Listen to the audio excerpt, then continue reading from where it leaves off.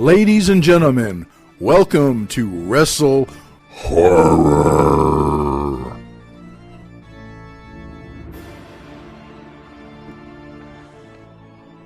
All right. Greetings, viewers and listeners. Meat Hook Jim here with the Wrestle Horror podcast. And as always, my co-host, Donnie Hoover. Donnie, how are you?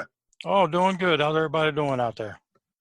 And on this episode of the Wrestle Horror podcast, we're going to concentrate on the horror side.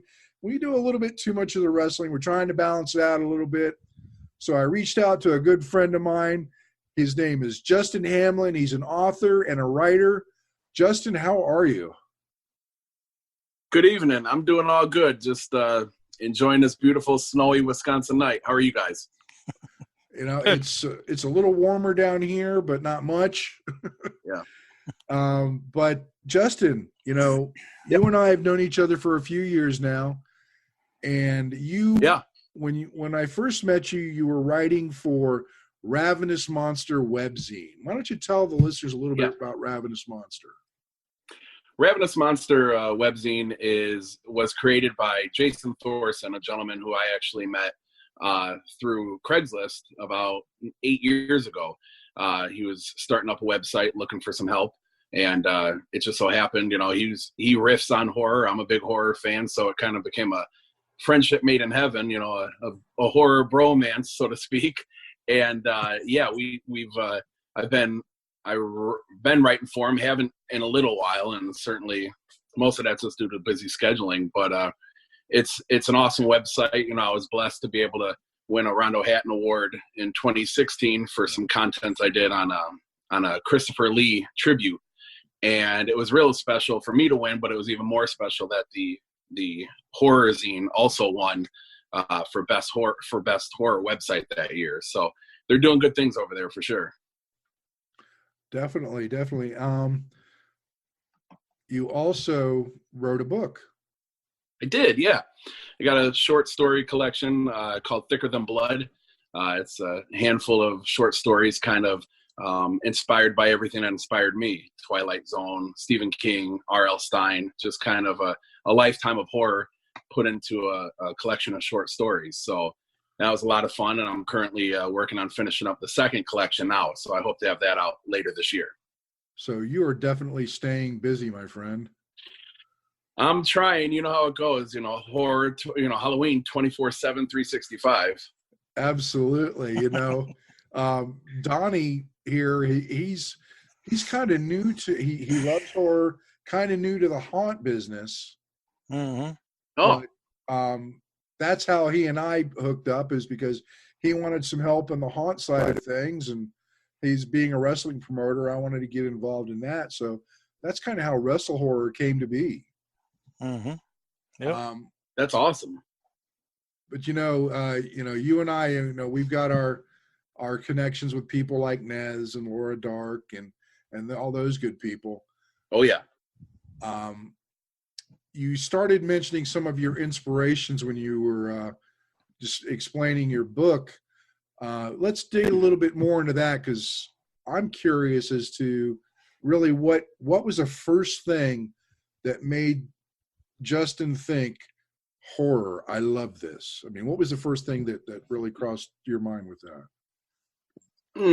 It's a good question. You know, my mom was, my all-time favorite horror buddy, and she raised me on the stuff. You know, I remember as a kid watching Little Monsters, a movie with Howie Mandel and the Savage Boys, and kind of getting integrated into horror probably a little too soon, as far as, you know, seeing The Exorcist when I was 7 and, you know, watching Halloween and all this stuff. But she loved it, and it was a way that we were able to connect. And I remember at a pretty early age realizing that it scared the hell out of me, but at the same time, I couldn't get enough of it, you know. So I found myself really feeling, I caught the horror bug early, and it's all thanks to my awesome mom, you know, who passed away a couple of years ago. And now it's kind of become something where I'm able to continue celebrating the genre we both love, kind of out of respect for her and in memory of her. Okay.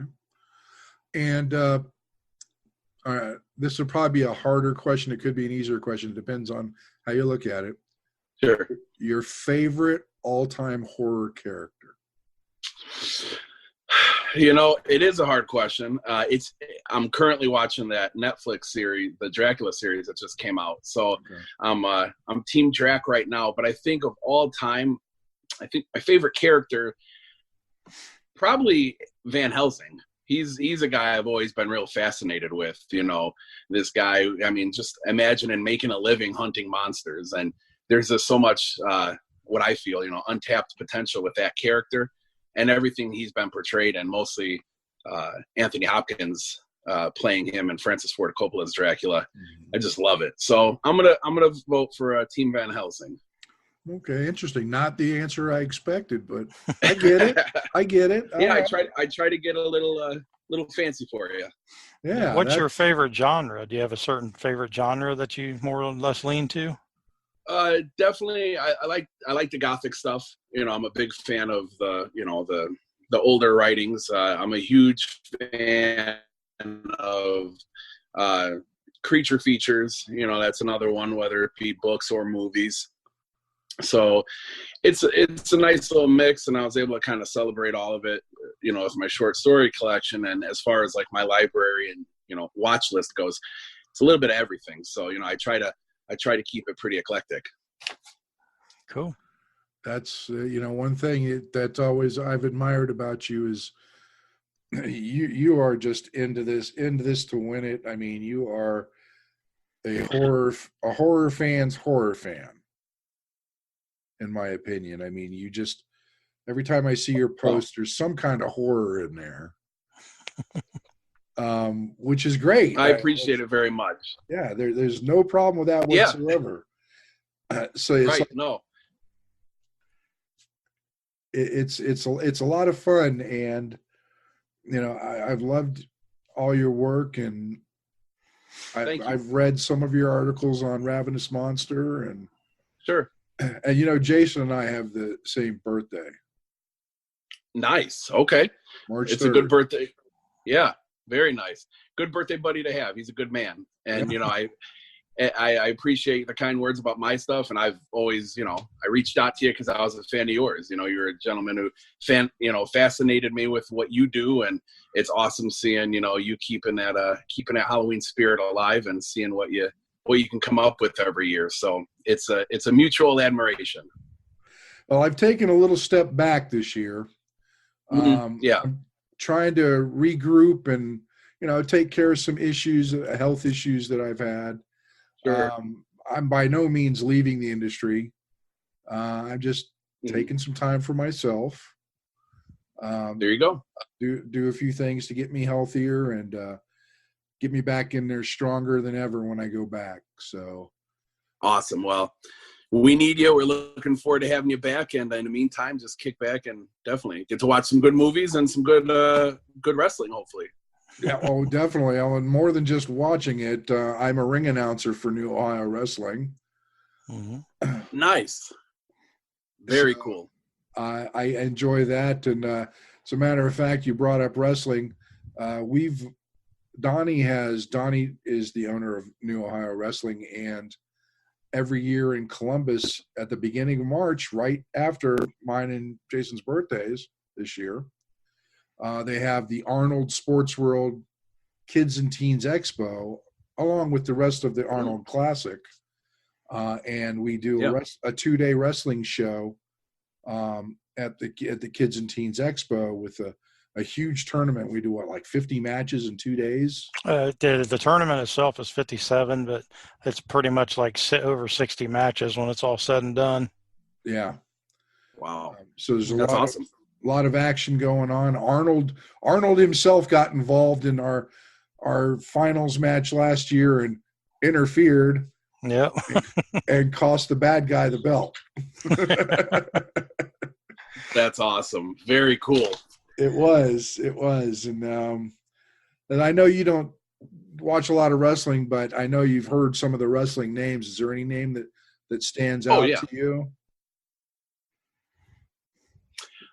You know, I got a lot of friends who, you know, obviously, like, I was in middle school and high school in the big, the Stone Cold Steve Austin era. So Okay. everybody knew him. These days, it's like I said, it's more of a passing interest. No disrespect to the hobby or in the career, but I think I hear about Roman Reigns and Right. guys like that. That's a big popular one. I hear that name constantly, and I've looked them up, and I try to at least enjoy a semi-coherent conversation when I'm talking to my wrestling buddy. But mostly, I'm just a student of the skills, so I just kind of sit back and listen. Okay. There's nothing wrong with What that. about you guys? As far as like current wrestlers that you're enjoying that are doing something neat. Well, that really depends, because on a national level, with the highly televised wrestling shows, I'm a fan of Jon Moxley, also known as Dean Ambrose, or formerly known as Dean Ambrose. But I really am enjoying a lot of the indie talent. There's a small promotion just a few miles from my house that has shows every Friday that I go to. And then of course with New Ohio Wrestling, the talent pool there, I'll throw it out there. Brandon Fields, in spite of the fact that he's a heel, I really like his work. Fair enough. And of course, I don't think I told you, Justin, but on Thursday of this week, I am officially adopting my stepdaughter. Congratulations. Thank you. She's an adult. She's 23. Awesome. And she has been training to be a wrestler since October. Nice. Very cool.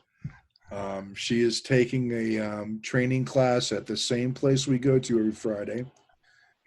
And she's being trained by one of the big names in the wrestling business as far as trainers go. And his name is Cody Hawk. Okay. And he's trained people like Jon Moxley and Sammy Callahan with Impact Wrestling and Eli Drake with NWA. So she's got a good school going and a great teacher. So those are people, and I'd admire her, and I get to live vicariously through her because I'm too old to be in the ring. Sure. Other than to announce. Right. But I'm really enjoying it. And I know Donnie, it's Donnie's business, so Donnie enjoys it as well. I mean, don't make me do all the talking here, Donnie. Oh no, I was just letting you answer his question, but mine was more. I've been a bad guy at heart my whole life. I started out liking wrestling and liking the Four Horsemen, Ric Flair and Arn Anderson. Bruiser Brody I was a big fan of his. But Mad Dog Buzz Sawyer, those kind of the crazy bad guys. Yeah. And even when I started wrestling back in '97, that was what I did. I was always a bad guy for the most part. Nice. So I mean, that's just kind of like right now, if I have a favorite one, that I don't watch a lot of mainstream wrestling these days, but Baron Corbin is probably one of my favorites, just because he's pretty much one of the few natural heels that's left out there. Nice. TV. So, all the bad guys are wanting to get cheered nowadays, and it just ain't the same. So, but so that's who I pretty much am into right now at the moment. So, Justin, have you been to any horror conventions recently? I missed Days of the Dead this year. I was really looking forward to going to that one. I went last year and had the pleasure to meet Clive Barker, which was, an immediate and immense, bucket list scratch off for me. But I didn't make it this year. What I did do this year, though, and I know we've talked about it a little bit, is I worked at a haunted house for the entire Halloween season. And it was pretty exciting, abandoned haunted house complex in Wisconsin. And I remember it was always another bucket list for me. I always wanted to work at a haunted house. And I had the chance, I interviewed and met with the guys and, immediately felt like this could be something fun. And within 30 minutes of my first night there, I remember just thinking like, this is the life. I absolutely love this. And throughout the season, the year went on. The haunt was recognized as the number 2 haunt in the Chicagoland area, which was super exciting. We had Miranda Lambert, the country star, come through one night.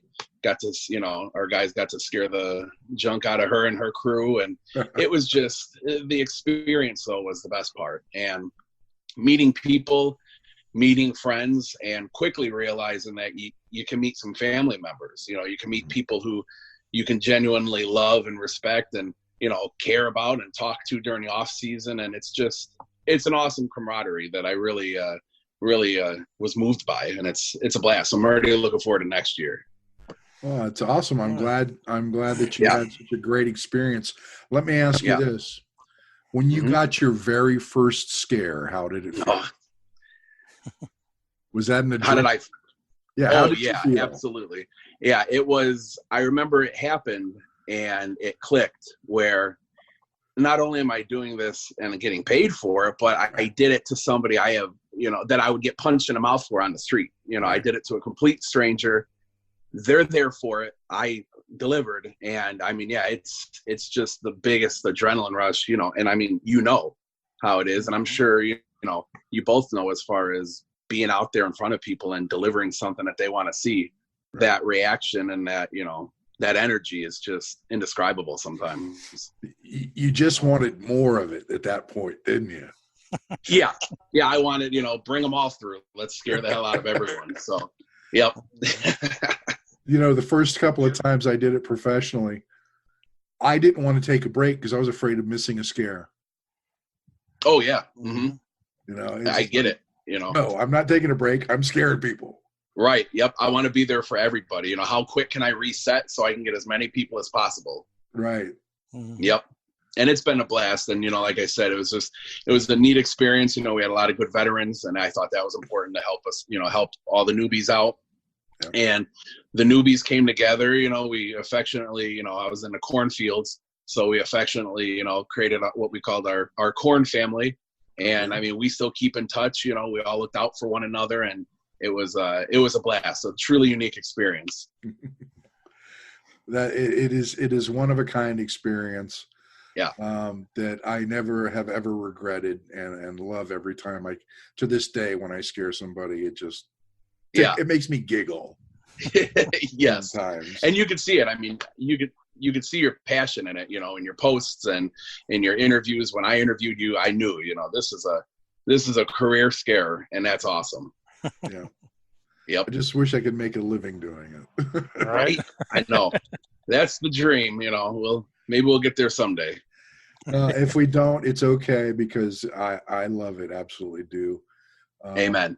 And I love to pass on my knowledge to anybody I can, like Donnie has really leaned on me for a lot of stuff. And I went out to a friend of mine that runs a haunt in Waverly, Ohio.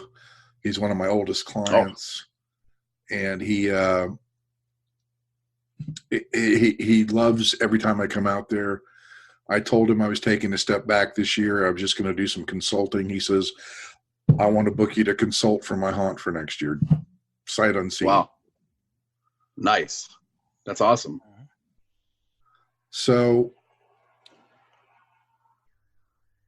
we still got some time. I was just checking the clock. Sure.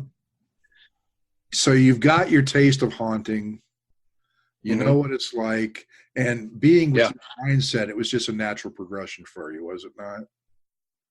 Oh yeah. I mean, it was getting to live what I, had kind of stored away in my brain all this time, and it was getting to meet like-minded people and realize that we could create this world, and that was the biggest thing every night we went to do as a team was, this is our world. We're going to throw away everything else, throw away the work problems, the family struggles, the emotional stresses of the day. We're going to get in this cornfield and we're just going to have fun and scare the hell out of people. And it was definitely a seamless transition from things I like to read and watch to things I'm actively doing to other people. So what kind of character did you play in the cornfield? My name was Otis, and he progressed throughout the year, which was a lot of fun. As you know, those characters were always progressing and developing and building on them. So at the start of the year, he was a gentleman, a good-hearted fellow who met the business end of a combine, and had my face and head all ripped open, and a lot of fun with that. Weather played a role in him progressing into an evil scarecrow. Kept Otis's his face wounds dry, so to speak. Kept the snow out of his eyes. Allowed me to be more of a scarecrow character. Okay. And as the year went on, that kind of became Otis, more of this. I made a burlap sack mask and did it up with some gnarly like demon teeth, and had the eye contacts in, and had a couple of different outfits. Sometimes and I'm a big guy as it is, but sometimes I'd throw a pillow in over the belly, Santa Claus style, and look like I was almost looking like I was fitting a full doorway, to other nights, just wearing the ripped up clothing and scaring the hell out of people in the corn. So it was a lot of fun. So when it got cold out there, did you find yourself moving a lot more? I did, and it got cold. I mean, we had I'm gonna get made fun of if I get this number wrong, but I feel like we had 3, maybe 4 snow nights. So we had snow, we had sub 30-degree temperatures, we had pouring rain. The last night we had, I was one of the timekeepers, letting people into the haunt, and that involved, just 3-inch puddles of rainwater at your feet. You're just kind of moving to stay warm, like you said. Right. And, you got the hand warmers in every pocket you can imagine. You've got, 4 layers of clothes on. So, it was a challenge, but again, it was, I know you've been in adverse conditions too, I'm sure. And I have. You do it because you love it, and you do it because, like they say, the show must go on. I have worked in rain. I have worked in snow. Yeah. I have worked in a silicone mask when it was 80 degrees outside. Yeah. Man. Yeah. I understand. You lose a lot of weight during those seasons. Yeah, and speaking of warm, just real quick, another exciting thing, and I know you're on the circuit with horror conventions and haunt conventions. One thing I'm really looking forward to is wearing that, that winter outfit in the middle of the summer. Abandoned Haunted House was actually invited to be part of the Midwest Haunters Convention this year. Very cool. They're part of the bus tour. So you got a number of people. Obviously, we're going to be, looking forward to getting some attention and scaring the hell out of as many people as we can in the summertime. And that's going to be a fun challenge because, everything that I wore to keep my character in place and nice and warm in the November or October, wearing it in July, I imagine I'm going to lose some weight that day. It's going to be like working in a sauna. Yeah, sure. Looking forward to it. That's awesome, man. Yeah. Ever since Midwest moved up to Chicago, I unfortunately have not been yet to the Chicago show. Yeah. This year is not looking too good either, but you never know. I'll let you know if I can make it up there this year. If you make it, I will. I'd be more than happy to be. We can be driving Mr. Jim. I'll be your chauffeur, and I'll get you around anywhere you need. Right on. That sounds like fun. Yep, definitely. If you when next time you make it to like Days of the Dead or something like that, one thing that Donnie and I have noticed, and you may have noticed too, horror and wrestling go hand in hand. Absolutely. Yeah. You see more and more wrestling stars showing up at these conventions. Sure. Yep. I've met quite a few at various conventions, and again, it's just another reason why Wrestle Horror is what it is. Yeah. It's the best of both worlds for me, and I get a little bit of everything all the way around, and it keeps me busy. Yeah. Oh yeah, I can imagine. So the clock on the wall says we need to start winding down, but what I would like to do is give you an opportunity to plug anything, any projects, any websites. because we will definitely get it out there on the show. Well, I appreciate that very much. I would say I run a blog, a horror blog called Mangled Matters. It's mangledmatters.wordpress.com. I'm stuck in WordPress still, looking forward to change that this year. I do have the short story collection coming out that I'm working on and looking forward to sharing that with everybody. And then, of course, like I said, it means a lot to me that Abandoned Haunted House Complex was so accommodating and inviting for me this year. So I'm looking forward to seeing everyone in the middle of summer during the Midwest Haunters Convention. And I'll be sharing all those links as they come out on my Facebook page. You can find me at Justin Hamelin, and I'd love to talk to anybody who wants to talk horror. And I highly recommend that if you're interested in horror, you talk to this man. He's very well knowledgeable, and he might even give you some inspiration. That'd be awesome. Yeah, I actually, being that we've been talking to him and I've been listening, I've been thinking of some stuff in my head. Being that horror writing and book writing is your background and what you do. Yeah. Like for someone like me, I've gotten like 6 horror story outlines on my computer, and that's kind of where they've stayed. I haven't moved any further with them because I don't have experience with horror writing. So, I mean, what kind of advice could you get? Because I know there's a lot of people out there that do what I do, that think of an idea and they jot it down and then they create an outline and then it just collects dust. But what kind of advice could you give for somebody that would be interested in more of the writing part of it? You know, I think the biggest thing, and you just kind of said it, is I think sometimes people get, a little bummed out, so to speak, when they see, I've got these ideas and I don't know what to do with them. Keep going, go get back to them, write it out. I mean, even the best writers in the world, are typing out trash that we'll never see, but it's part of the process, and I would say just, keep writing. The biggest one for me, I'm kind of self-taught in everything I do with all this stuff. So, I mean, there's incredible interviews and chats on YouTube. I've read up on, of course, Stephen King and Neil Gaiman. Joe Lansdale, I would recommend on Facebook. The guy is like, he's like a free clinic every time he posts. He's posting about tricks of the trade, secrets that he's learned throughout the years. And that's the thing, I think, is just staying positive, not getting, put out, not feeling down about not being able to produce a story, just working on it, and letting it come to you. And sometimes, though, you got to just kind of put in the initial grunt of kicking that door down and starting it. So, I think that's the biggest thing. Always keep learning and know that if you're creating it and you're happy, that's all that counts, man. Very cool. Good advice. Good advice. Well, Justin, thank you so much for being a part of Wrestle Horror this week. Thank you. It was a blast. Oh, absolutely. And we'll have to talk again. I mean, when the next book comes out, let's talk about that when you're ready, because looking forward to it. We're wrestling, we're horror, and sometimes the two don't meet, sometimes they do. It's all good with us. Yep. Donnie, Jim, it was a blast. I appreciate it very much. Thank you. Oh yeah, thank you for coming on and talking to us. Absolutely. I am Meat Hook Jim with the Wrestle Horror Podcast, along with Donnie Hoover and Justin Hamelin, and we will catch you on the next episode. Thanks for listening. Make sure you follow us on all of our social media outlets: Facebook.com/Wrestle Horror, Instagram @Wrestle Horror, Twitter @Wrestle Horror, on our YouTube channel, the Wrestle Horror Channel.